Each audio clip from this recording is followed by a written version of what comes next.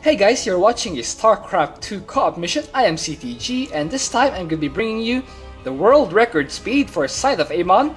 This is consistent, this is easy to perform, and this will get you the most EXP consistently out of any strategy there is.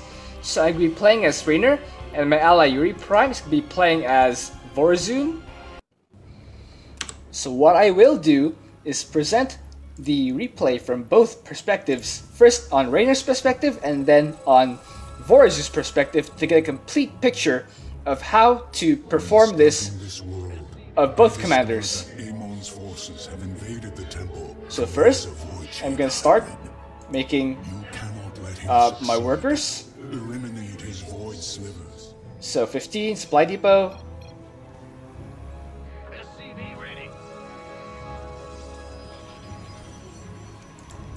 Okay, so I'm gonna wait for 350 minerals. I'm gonna watch for that.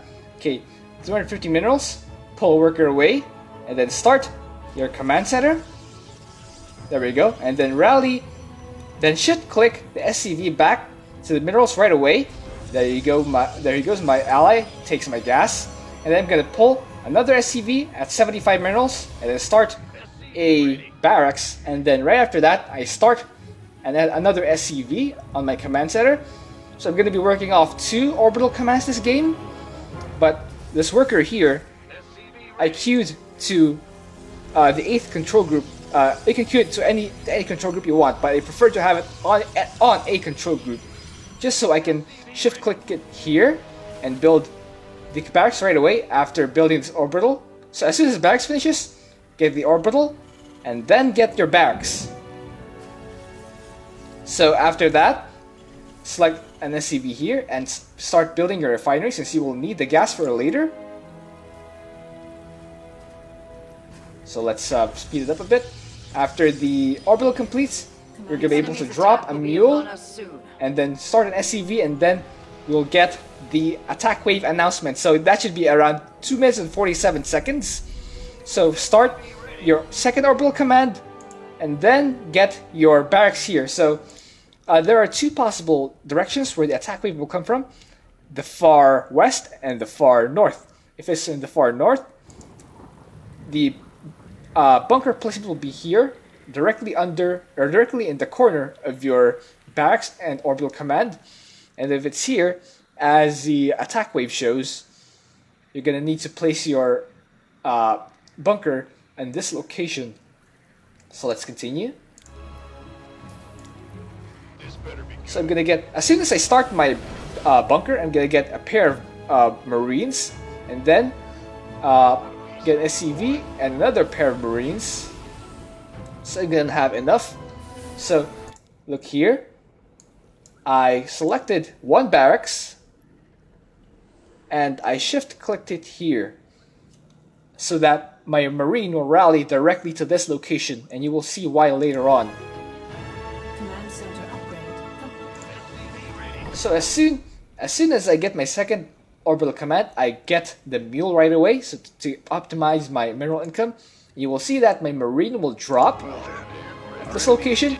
You can see that the shard is very close, but there is no enemy unit nearby here, so that will allow my ally to drop a dark pylon. There he goes. So the enemy will be sky-tearing. That was a bit unfortunate since they skipped right over my bunker. My tip here will be to put the bunker out of the dark pylon range, so that the enemy will see it and they will attack my bunker instead of my production. The reason being that there is an SCV here to repair my bunker, but there is none here to repair my my production. And any enemy composition will get repelled by this 1 bunker filled with Marines with SCV repairing it. So you go look at the time, it's exactly 3 minutes 50 seconds. I start a Marine, so that is important. You need to start at exactly 3 minutes and 50 seconds, and you need to rally that Marine to this location at this corner of the map, so that at exactly 4 minutes the Marine will drop. My ally will drop time stop, and then I will drop the Duskwings. That is all in quick succession. This is one of the most critical parts of this run, so you need to watch carefully. Marine drops. Start Marine at 3 minutes 50 seconds. It drops at exactly 4 minutes.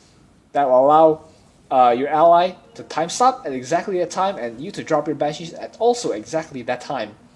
So you can see the game timer, it says 4 minutes and 1 second. That's great timing. So we're gonna right click. We're gonna right click on this void shard or void sliver, whatever you want to call it. We're gonna finish it off, and then at this time I already have another barrack starting, so I will have 3 barracks by then. Preferably, you want to start your barracks as soon as the Marine drops here. When it does, start your barracks and then rally your Marine to this location at exactly 3 minutes and 50 seconds. So we're gonna focus it down. You can see this one Dark Templar is idle. That's a bit unfortunate, but that is not critical. What is critical is that we finish the void shards as quickly as we can. So as soon as we finish that void shard, my ally recalls us. So it's useful to have your Dusk Wings on a control group. As you can see, I have it on 0. So you can see my camera location. I double tapped 0 to focus it on here right away, and then I right click on this void shard. So you can see I salvaged this bunker so I could get extra minerals, and I'm gonna rally my forces, my Marines, to fight the Vikings. There we go. I stimmed them to move faster. And I'm gonna start another pair of barracks here, so I can get a total of 5. There we go. And you can see that I started a tech lab on my barracks. I'll put that in another control group, although that is not necessary, that is not critical. However, it is still a nice thing to have, and I have 10 control groups possible anyway, so why not? So for the Dusk Wings that have fallen, I rallied them right away to this area, so they can take down these defenses. It is also important, or well, not critical, but it is very much a relief when you can clear out the defenses here, because that will allow me to drop my bio right over that location. And you can see, as soon as my tech lab finishes, I get the control group, and I just start researching combat shield. That will allow my Marines to survive for longer and allow them to be more effective on the field. And you remember that earlier SCV that I put on the 8th control group? That is the same SCV that I used to build my barracks, and now that same SCV that I'm using to build these supply depots. So having that SCV in the control group will make this a lot easier on you if you're playing as Raynor. So I'm just gonna keep dropping. You can see I have my orbitals on 1 and my barracks on 2. That will allow me to macro up all the easier, because I can simply switch between my control groups and use my barracks to drop and use my orbitals to mule. So the next critical point here will be exactly 6 minutes, because that's when the Dusk Wings will be available once again. So as soon as it is, I drop it right away on this area. That will allow me to clear out all the enemies, and you can see my allied Black Hole, the siege tank right here, there's a siege tank there, and I use my Dusk Wings to clear that out right away. And then I move my Banshees to this location, because sometimes there's a siege tank in this location, and you will want to use your Banshees to take that out. So we're gonna focus down this void sliver, or this void shard. So we're gonna move directly to this location. You can see I'm re-rallying my barracks and just focusing on my macro. Not so much micro, because you can see we don't have that great of an APM. We're trying to conserve it since we're actually doing a long run. We're doing an hour-long speed running session. That means the more things we do, the earlier we get tired. So you can see we're focusing down any death grip crystals as soon as they appear to minimize the damage they will perform or they will do on our bio or on our forces. So at 7 minutes and 20 seconds, as early as that, you can already call down your Hyperion, but I choose to call it down at 7:30 because I was a bit late, but that is fine. The objective here is to kill this Void Sliver before 7 minutes and 50 seconds. You need to devote all your forces, if you want to do the spear at least, go for the world record at least. To kill this void sliver before 7 minutes and 50 seconds, and then group up your bio with your allies Dark Templar, and then preferably use the hold position command. You can see I clicked it here, they're on hold position. And then the next part is that I will hyper jump the Hyperion to this location. You can see my ally use a Dark Pylon there, even before 8 minutes. And 8 minutes is when time stop will come off cooldown, assuming you did everything perfectly, because the cooldown for time stop is 4 minutes, and 4 plus 4 will be 8. Okay, so I use the Yamato on this void sliver, and the ally uses Dark Pylon recall and time stop, and then once that does, we call down the Duskwings once again at exactly 8 minutes, and focus down the shard as quickly as we can, and you can see the timer will stop at exactly 8 minutes and 21 seconds, the world record for this map. Okay, so that was Raynor's replay. If you want to see Vorazun's replay, I'll do that right now. Let's go back to the very beginning. Okay. So the key for Raynor is to use the Duskwings as early as you can, get 2 orbital commands as early as you can, and macro up, get combat shields, use the Hyperion to protect your Marines and give them the bonus DPS, and then teleport to this location, or to the 5th Void Shard, to give vision for your ally. If you do not have Hyperion, a scan or a drop Marine in this location will also suffice. If the enemy is Protoss, they will have photon cannons at the 2nd shard area, so you will need to work around that. You may use Hyperion, but you will need to scan on this area. Okay, so much for that. Let us now see Vorazun's view. So good luck, have fun. I good luck, have fun my ally all game. So the first thing he does is he drops Dark Pylon here. Oh, by the way, the masteries. I forgot to talk about the masteries. So if you're Raynor, you'll want to have speed increases for drop pod units, and Banshee airstrike cooldown that is critical if you want to go for the record, and also the medics heal multiple units. For Vorazun, you want to get Spear of Idun energy, Dark Pylon range, although again it is not critical. If you want to go for Black Hole, that is also fine, and you want to go for time stop speed increase, since that will increase the speed at which the Duskwings attack, and the primary damage dealer for the first 2 Void Shards are the Duskwings. Okay, now let's start. So my ally gets a couple of probes, but he does get the assimilator first. And as soon as he gets enough minerals, he starts the second assimilator. Now he gets 14 workers to start, because that is the optimal saturation that will make your probes mine the most efficiently. And as soon as he gets 150 minerals, he starts the gateway at 15 supply, 16. Okay, so we're gonna wait for another 150 minerals, and then start a forge. Yeah, there you can see the production tab. He's getting a forge. So at this. So you're gonna steal my gas here, or steal Raynor's gas, and then one thing that will help you is that the timing that you get Raynor's gas is after you get the forge. So forge, gas, and then chrono your ally's base. That will be helpful when you place Vorazun. So we're just waiting on 150 minerals here, and as soon as that gateway completes, he already has a probe here ready to drop the cybernetics core. It is important to drop it as soon as it's available, and as soon as the forge completes, you should get +1 weapons upgrade, since that will allow your Dark Templar to attack more effectively.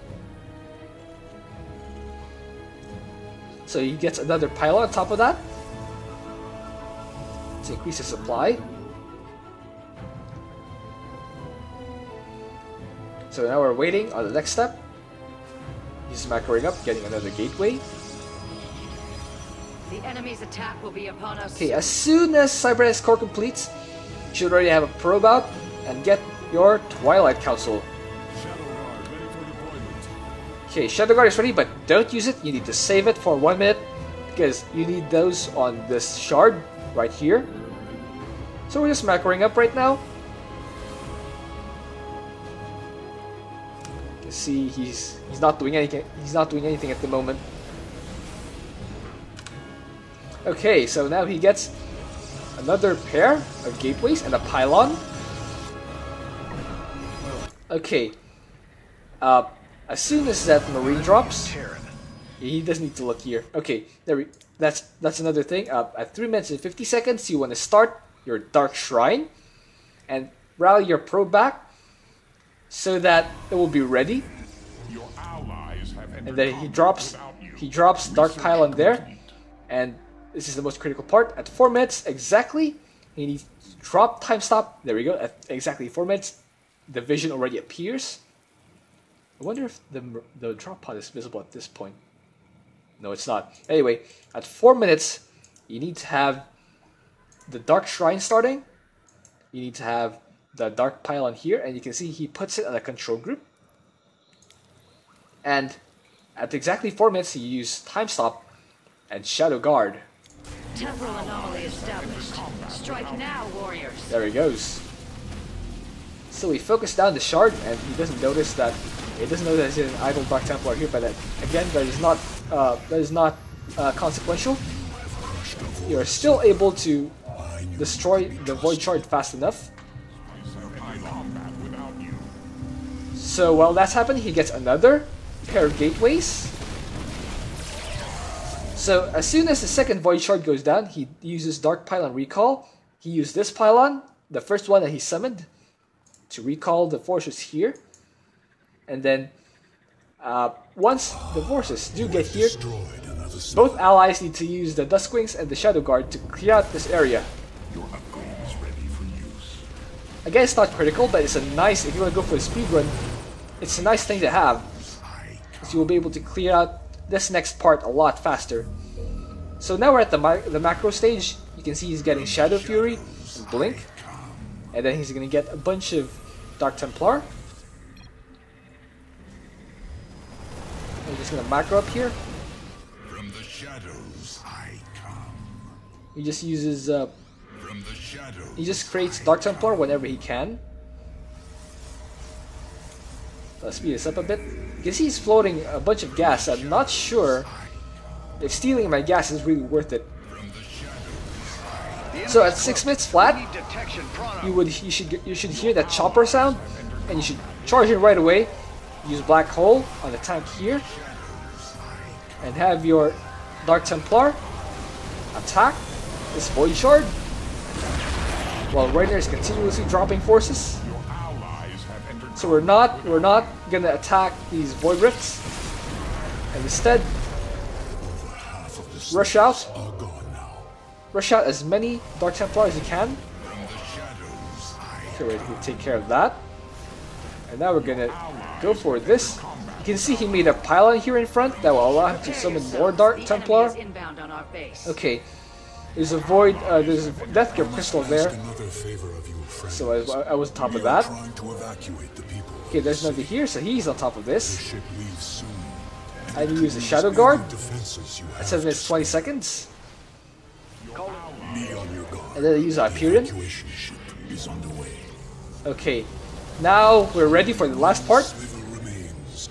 So we're bunching up our forces here, and he's also looking at this area now. Your allies have entered combat. Okay.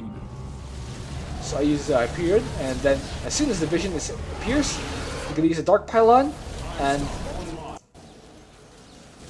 yeah, Dark Pylon recall the army, and then drop time stop right away. That is the most important thing if you want to get the record. You want to have time stop at exactly 8 minutes, and then attack, or then recall all your forces and then attack that shard. Ideally, you want to be in the safe spot here before 8 minutes. Dark Pylon, then recall, and then at exactly 8 minutes, drop time stop and then go for the shard. Enemies while time is See, I also use my Dusklings here. Focus down this shard, and it goes down very quickly at 8 minutes 14 seconds into the game. That means we've already completed, but we're just waiting for the victory screen. There we go. Okay, so that is how you're able to complete this consistently at 8 minutes and 21 seconds. The fastest possible time is 8 minutes and 20 seconds because the game will not end until time stop ends. Since this time stop is 20 seconds, the earliest possible time is 8 minutes, the time when the second time stop is available, plus 20. So 20 seconds is the ultimate limit for this strategy. So I hope you enjoyed that. Thank you for watching. If you have an idea for what else you can do, please leave that in a comment. See you.